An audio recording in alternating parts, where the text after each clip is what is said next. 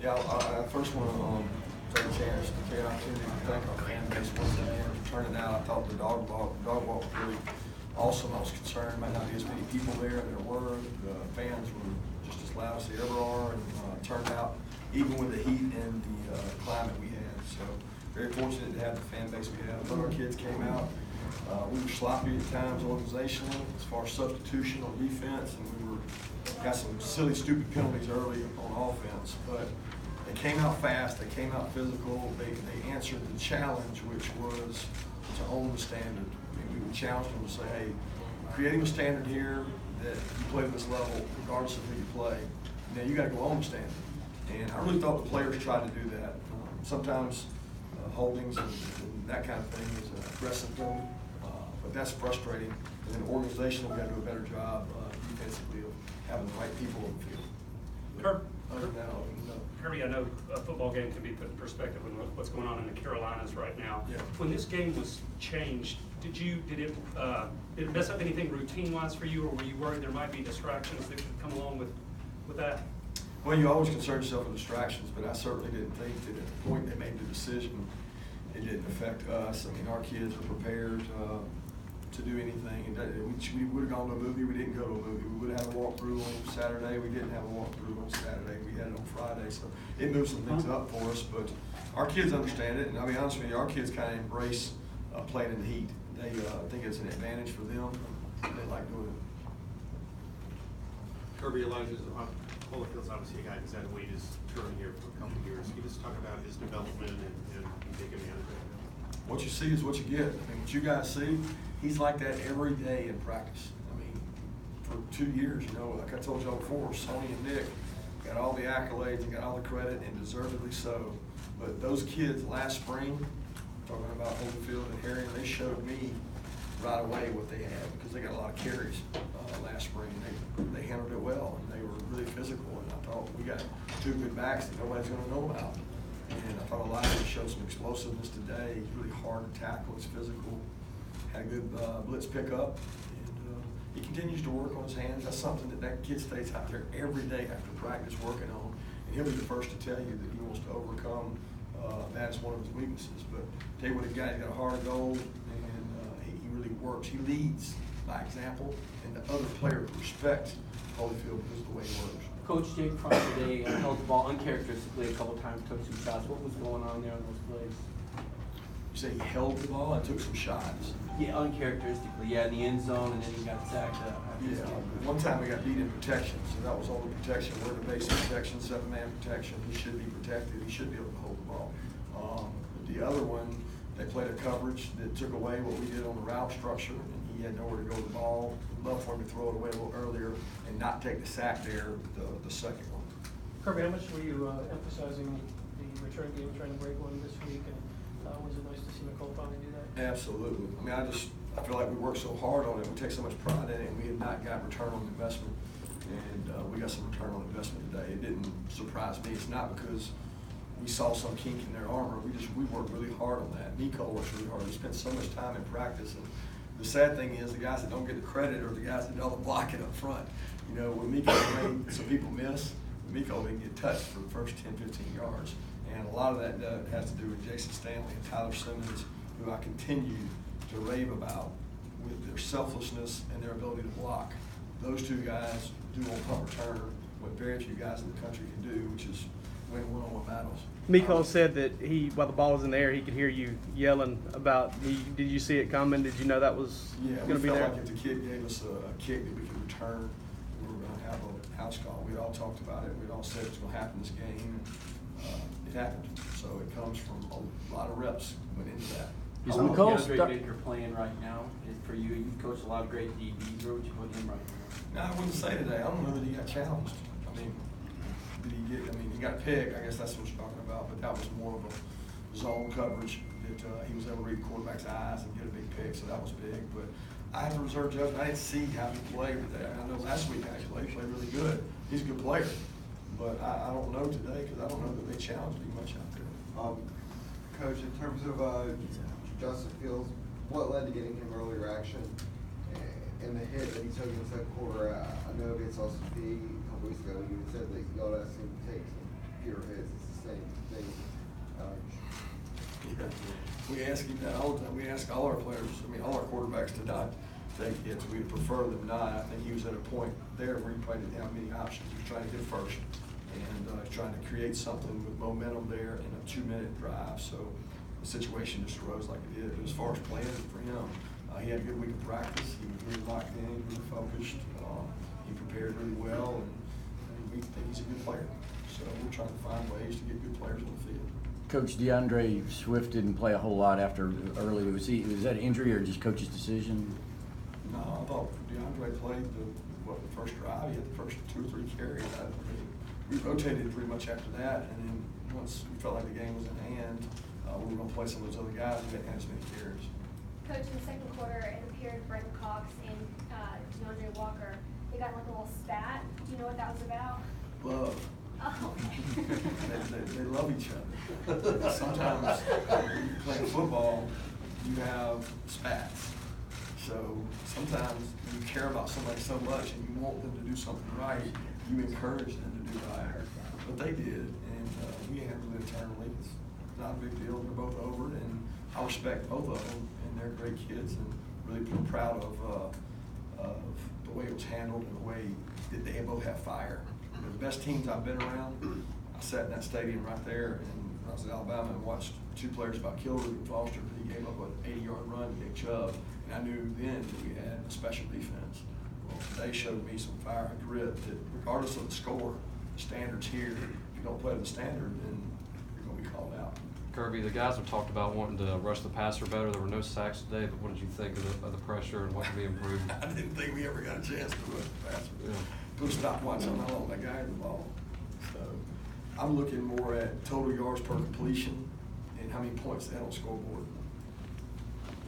That's what matters to me. You know what I mean? You know, everybody wants sacks. Everybody wants pass rush. But if you put a stopwatch on it and you take the whole offensive line off the field and don't block anybody, I don't know that we could have got there. Probably better defend the pass. You came out a couple of times in the first quarter, I guess, with Akil and Miko on punts that rolled. I think one rolled to the 11, one rolled to the 6. What are you wanting them to do there when it is not right to them and it starts rolling? What's your message? Well, it's different every time. We've got rules of engagement. You know, if we send somebody back there during the punt safe and we're not returning the ball, we want them to fair catch it. If they don't fair catch it, get away from it, don't be near it. So in Akil's case, we don't want him around a bouncing ball. The ball is oval last time I checked. It does not roll like a basketball. So it can hit and kick and chew, and then we lose possession. It's called a fumble. We don't want those. So what we'd like to do is have him get away from the ball, and that's what he's coached to do. And he's got to have more discipline to do that.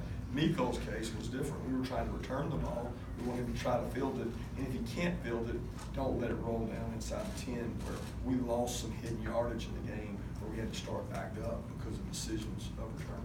Kirby, you've talked about JJ and Jason and Tyler and Riley, all of their physical blocking. To see all 4 of those guys get in the end zone today, I mean, I think 3 of them was their first ever touchdown. What's that like for you as a coach? Great for the kids, not for me. I mean, those guys work hard. I mean, those wide receivers, they go over there and work every day. They team run, they go block. In this offense, you will continue to get rewarded if you are physical and you block. And those guys are physical and they block, and you will be rewarded if you do those things. And they were rewarded for their physicality and how hard they work. Coach, following up on McCole, he's scored in every game now, multiple touchdowns in a couple games.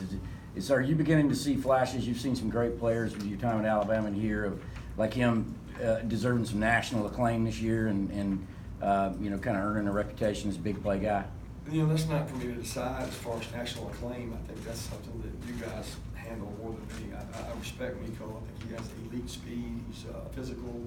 He's a lot more confident with his hands. The speed he has, you see it. I mean, you guys see it in the burst, the ability to make people miss. He continues to gain confidence with that. So I'm all for our players getting all the notoriety they can, but that's not my objective.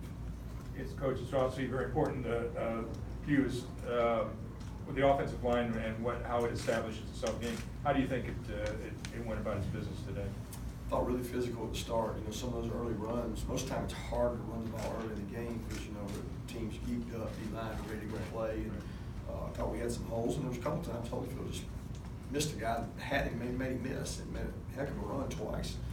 But our O-line is physical, and they're big, they lean on you, and it just wears on you. Protection, we had one situation where we got somebody beat on the edge, I'm not sure who it was yet, but they continue to play hard. I love the way they work. Sam does a good job with them, and with Andrew out, I think Cade got to play and continue to gain some confidence. But those guys, they work hard each and every day. They're really physical. Well, JJ said on that long catch that there was a play that he caught earlier this week in practice, and that he wasn't the first option on that play. Is that kind of the connection and going to a third or fourth option? Is that, how big was that for the time it came in the game after they had just scored and you guys trying to answer back? That was a big momentum play. I thought we've talked about vertical passing game, being able to improve that. I think that ball by Fromm was a really good ball. It was on time. It was not the first read, but the primary read. He made it second, third, or fourth. He went all the way through him. He got to it, made a good throw. And JJ made a hell of a catch. So it's good for us to get some vertical passing game. And I thought Riley's ball was the same way. Coach, in terms of the penalties that y'all dealt with early, I know it didn't come back to hurt y'all in this game, but how do you go about cleaning up there? Just be objective about it. I mean, we put it on the tape, show them, tell them technically what they did wrong. Whether it's hands outside, hands inside, pushing the back, I mean, opening kickoff, kickoff return, you got Quay grabs it, why are we doing that? I mean, there's no reason, so a lot of it's discipline, and we got to get it fixed, because those things are really hard to overcome, especially when the talent level gets closer together. Last week, Ron was asked to describe Nicole's performance last week, and he said special, with a huge smile. So I asked him this week, I said, well, can you describe that punt return for a touchdown? And he just said it was long overdue. So of course I asked Nicole, he laughed, he's like, yeah, I should have had one last year. Do you agree with that? Yeah, I agree with that wholeheartedly. I think the first text Nicole will get her from Isaiah McKenzie, and he'll tell you about time. Because he's long overdue to score one, and if he had been tackled by the punter, we might have had to make a change back there. Coach, what kind of things do you learn from this game when you win it pretty handily? Well, the number one thing you find out is a lot about your backups and your other guys. How are they going to play the game? So many kids on our team want to get in the game to play, and it's so important to them to play. And then they get in the game, and some of them hyperventilate and get nervous and don't execute. So biggest thing you find out is about the guys who haven't played much. You find out how they can play, how they can perform. You also find out the level of concentration your team has and their ability to focus on the task at hand. Could they own the standard like I started with? I thought they owned the standard today. What did you find out about Cade starting at left tackle? I don't know. I'll have to watch the tape. I don't know. I mean, I know he had a hole in there somewhere, and I want to see the pass pro. But I reserve judgment till I see the tape. Did you see the difference in field between the first half and the second half? I think he ran almost as much as he passed in the first half.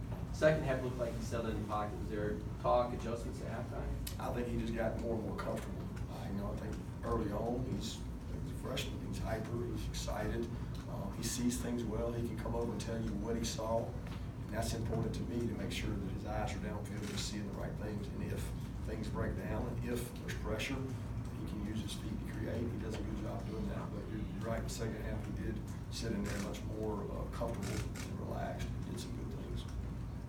Did Terry Gowan get dinged up again today? I don't know that he did. I mean, he took a shot. He said on the shin, but he probably could have gone back if he needed to. And he seems fine.